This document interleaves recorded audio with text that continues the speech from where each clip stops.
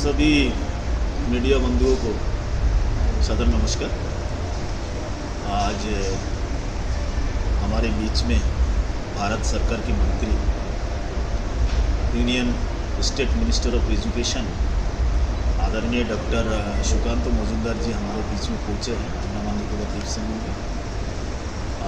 उनका आने का मकसद अभी 1 फरवरी 2025 जिसमें हमारे देश के यशस्वी प्रधानमंत्री और सर्वाधिक लोकप्रिय नेता माननीय नरेंद्र मोदी जी का नेतृत्व में हमारे सरकार के वित्त मंत्री माननीय निर्मला सीतारमण जी ने जो बजट पेश किया था 2025-2026 का, उसका लिए एक प्रबुद्ध लोगों का साथ में एक साक्षात्कार एक बैठक जिसका लिए केंद्रों ने तय किया था कि आदरणीय डॉक्टर सुकांत मजुमदार जी अंडमान आएंगे और वो कार्यक्रम होगा, और उसी का लिए उनका आज जो है अंडमान में आना हुआ। और अभी 4 बजे शुरू हुआ कार्यक्रम, अभी समाप्त हुआ। और उसके पश्चात अभी वीडियो बंधुओं का साथ में एक साक्षात्कार, एक केवल बजट के ऊपर में आज का ये कार्यक्रम है।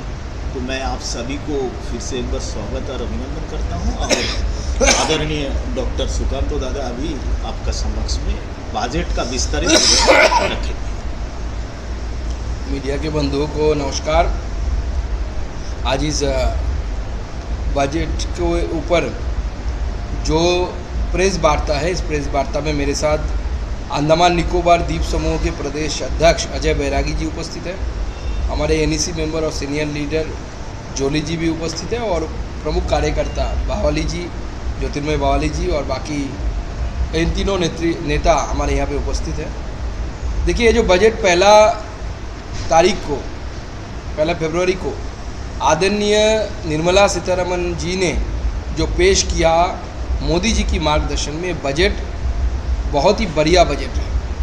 इस बजट में किसानों को आगे आने वाले समय में स्किलफुल युवाओं को तैयार करने का, महिलाओं को कम से कम 70% महिलाएं फिनेंशियल एक्टिविटी में आए, और उसके साथ साथ देश को और आगे ले जाने वाला यानी विकसित भारत बनाने वाला ये बजट रहा। इस बजट में मिडिल क्लास के हाथ में ज़्यादा पैसा आए और वो पैसा मार्केट में जाए, इसके लिए 12 लाख रुपये तक की इनकम को जीरो टैक्स यानी डायरेक्ट टैक्स के अंदर लाया गया। यानी 12 लाख तक जिनका इनकम है उसको कोई पैसा टैक्स नहीं देना पड़ेगा। तो ये बहुत बड़ी स्टेप है, क्योंकि हमारे अपोजिशन दिल्ली में जो आप थे, आप आम आदमी पार्टी थे, वो मांग कर रहे थे अपने भाषण में कि 7 लाख तक आपने ज़ीरो टैक्स रखा है, 10 लाख करके दिखाओ। तो मोदी जी जब सोचते हैं तो बड़ा सोचते हैं, और वो 10 लाख मांग कर रहे थे, हम 12 लाख तक कर दिए और 12 लाख तक ज़ीरो टैक्स हो गया। हमारी इस बजट में ऐसे किसानों के बारे में सोचा गया। पूरे भारत में 100 ऐसे ज़िला चिन्हित किया जाएगा, और जहाँ पे स्टेट गवर्नमेंट के साथ, और जहाँ पे यूटी है वहाँ पे यूटी गवर्नमेंट के साथ बातचीत करके उस 100 ज़िले को कृषि में आगे बढ़ाने के लिए क्या काम करना चाहिए उसके ऊपर सरकार काम करेगी, और उसमें बजट की भी प्रावधान होगी। अगले 6 सालों के अंदर भारत तुरत, मसूर ऐसे दालों में आत्मनिर्भर होने के लिए सरकार इस बजट में फंड की प्रावधान करेगी, और इसके लिए प्लानिंग भी बन रहा है। इसके साथ साथ अगर युवाओं के बारे में बोले, युवाओं को और भी स्किलफुल करना, एमएसएमई में जो टर्नओवर की क्राइटेरिया था, बिजनेस की इन्वेस्टमेंट की क्राइटेरिया था, दोनों क्राइटेरिया को बढ़ाया गया, यानी और भी ज़्यादा लोग एमएसएमई के अंडर में आ जाएंगे। पूरे देश भर में हॉस्पिटलों में day care centre, cancer day care centre करना, 36 से ज़्यादा दवाइयों को बिना टैक्स, जो दवाई बहुत कीमती दवाई होती है, कैंसर जैसे रोगों में इलाजों में जो दवाई का इस्तेमाल होता है, जो विदेश से लाना पड़ता है, इसमें पूरी तरीके से छूट दी गई। कस्टम ड्यूटी आपको नहीं देना पड़ेगा, यानी टैक्स नहीं देना पड़ेगा। इसके लिए कीमत बहुत कम हो जाएगी। और उसके साथ साथ ऐसे 6 और भी दवाई, महत्वपूर्ण दवाई, जहाँ पे पहले 15%, 20% ऐसे टैक्स देना पड़ता है, उसको भी 5% तक सरकार लाई। सरकार डॉक्टर संख्या वृद्धि करने के लिए, तो हमारे देश में बहुत मेडिकल कॉलेजेस चाहिए, लेकिन डॉक्टर की संख्या में कमी है, सालों से कमी है, ऐसा नहीं कि अभी हुआ है। इसके लिए सरकार प्लानिंग कर रही है, इस साल 10,000 ऐसे सीट बढ़ाया जाएगा और अगले 5 सालों के अंदर 75,000 नए सीट्स जो अभी स्टैंडिंग है उसके साथ ऐड किए जाएंगे। इसके द्वारा डॉक्टर की कमी जो देश में है उसमें भी हमारी सरकार काम कर रही है और उसमें आने वाले समय में हमारी सरकार के द्वारा और भी डॉक्टर बढ़ेंगे तो नए नए मेडिकल कॉलेज बनेंगे। जो 5 नए IITs, 3rd जनरेशन IITs जिसे बोला जाता है, उन IITs में हमारी सरकार इंफ्रास्ट्रक्चर को बढ़ाएगी और इंफ्रास्ट्रक्चर को बढ़ाने के साथ साथ वहाँ पे नए 6,500 बच्चे एडमिशन ले पाए इसकी व्यवस्था करेंगे। एजुकेशन सेक्टर में अगर हम बात करें, यहाँ पे बहुत स्कूल है, हर हायर सेकेंडरी स्कूल को ब्रॉडबैंड कनेक्टिविटी के साथ जोड़ा जाएगा, सरकार इसमें पैसा देगी। 50,000 अटल टिंकरिंग लैब किया जाएगा और जिसके द्वारा हमारे बच्चों में नई चीज़ सीखने की और साइंटिफिक इन्वेंशन की चेतना जागृत होगी। उसके साथ साथ 500 करोड़ रुपए की लागत से AI centre for excellence on education create किया जाएगा।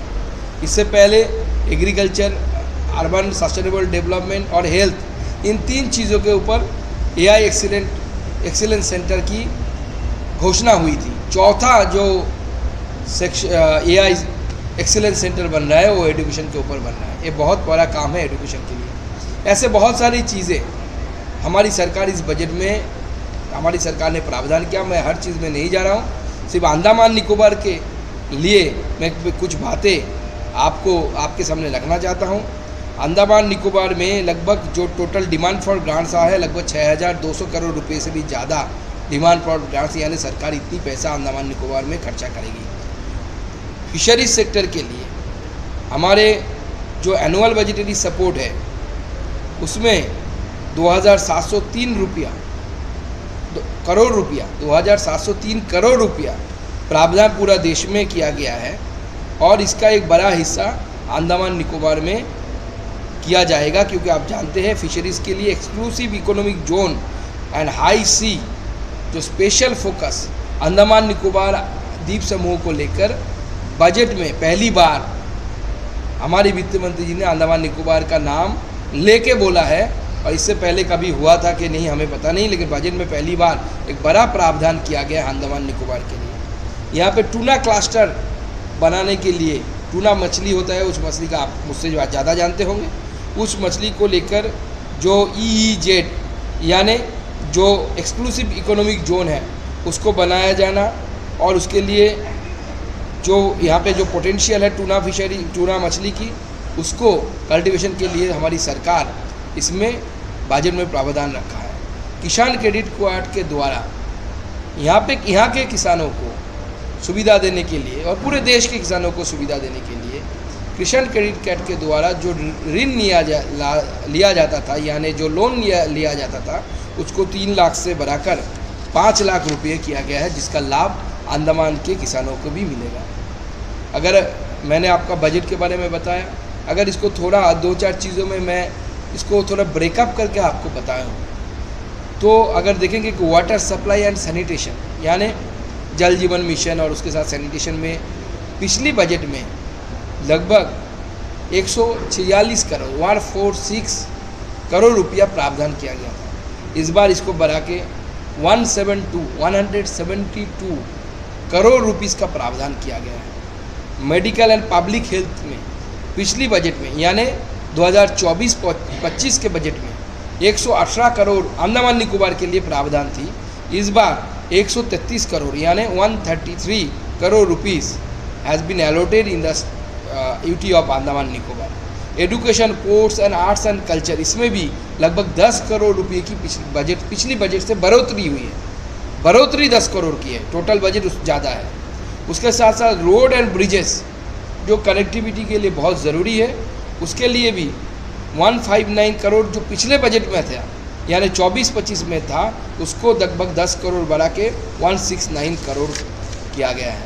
तो अंडमान को लेकर हमारी सरकार बहुत सीरियस है और अंडमान के डेवलपमेंट को लेकर आगे ब्रिज से लेकर रोड कनेक्टिविटी के द्वारा अंडमान के द्वीप समूह को जोड़ने का प्लान भी हमारी सरकार उस विषय में चिंतन कर रही है। और मुझे लगता है ये बजट जो है, इस बजट के द्वारा पूरे देश की इकोनॉमी में ग्रोथ आएगा। मिडिल क्लास के जो नौकरीशुदा लोग हैं या जो बिज़नेस करते हैं, जिनके हर एक के पॉकेट में 1 लाख, किसी को 1 लाख से ज़्यादा, किसी को 80 लाख, इतना करके सालाना बचत होगी ये टैक्स की छूट देने के कारण। ये जो बचत है, ये बचत आगे आने वाले समय में ये मार्केट में आएगी, और मार्केट में जितना पैसा आता है मार्केट उतना बूम होता है, और इस समय के लिए वो बहुत ज़रूरी है। आप जानते हैं पूरे विश्व में अभी एक थोड़ा रिसेशन जैसा स्थिति आ रहा है। इसी को देखते हुए ये बजट मुझे लगता है आगे आने वाले समय में भारत की इकोनॉमी को और भी चंगा करेगी और भी बेहतर करेगी। मैं इसी के साथ अपनी बयानी को विराम देता हूँ। अगर आपको बजट संबंधी कोई सवाल है तो आप मुझसे पूछ सकते हैं,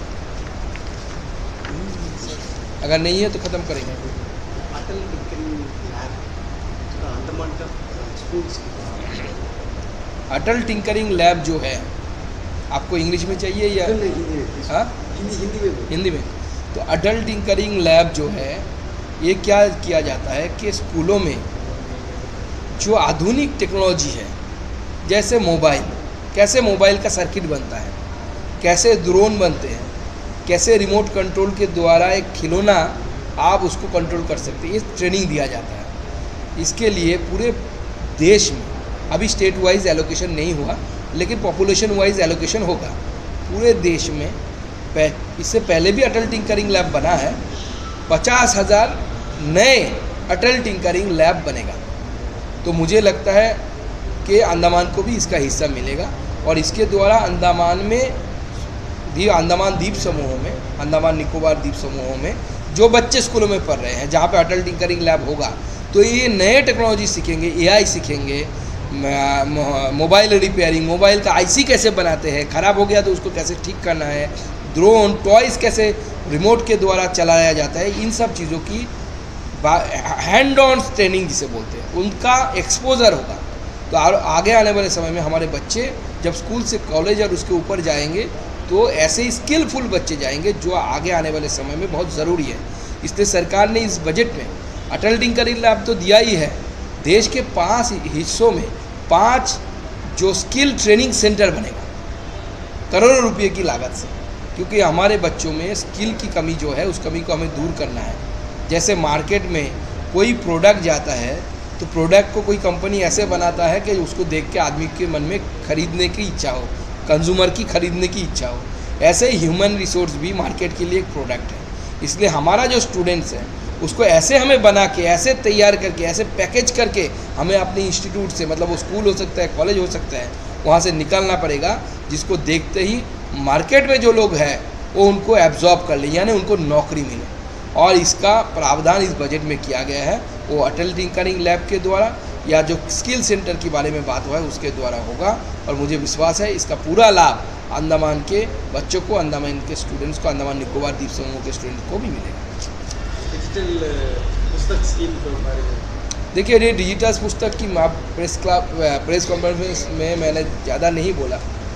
हमारे यहाँ जो नेशनल एजुकेशन पॉलिसी 2020 है, इस नेशनल एजुकेशन पॉलिसी के ऊपर बहुत सारी चीज़ों में बहुत ट्रेस दिया गया है, लेकिन एक विषय एकदम नया आया है, वो है एजुकेशन थ्रू मदर टंग, यानी अपनी मातृभाषा में बच्चा पढ़े, साइंस भी पढ़े तो अपनी मदर टंग में पढ़े। जापान, जर्मनी ऐसे देश जो हमसे, फ्रांस जो हमसे साइंस में बहुत ज़्यादा उन्नत है, बहुत आगे है, लेकिन आप जानते होंगे, फिर भी लोगों के लिए मैं बताता हूँ, ये सब साइंस जापानीज़ लोग जापानीज़ में पढ़ते हैं, जर्मन जो लोग हैं वो जर्मन भाषा में पढ़ते हैं, कोई इंग्लिश में साइंस नहीं पढ़ता। फ्रांस के लोग फ्रेंच में साइंस पढ़ते हैं, बाद में इंग्लिश एज ए लैंग्वेज सीखते हैं, लेकिन पढ़ते हैं अपने मदर लैंग्वेज में, मदर टंग में। इसको देखते हुए, और इसमें इन सब देशों में देखिए अब नोबेल लॉरिएट ज़्यादा है, नोबेल अच्छा मिल रहा है, उनको रिसर्च अच्छा हो रहा है।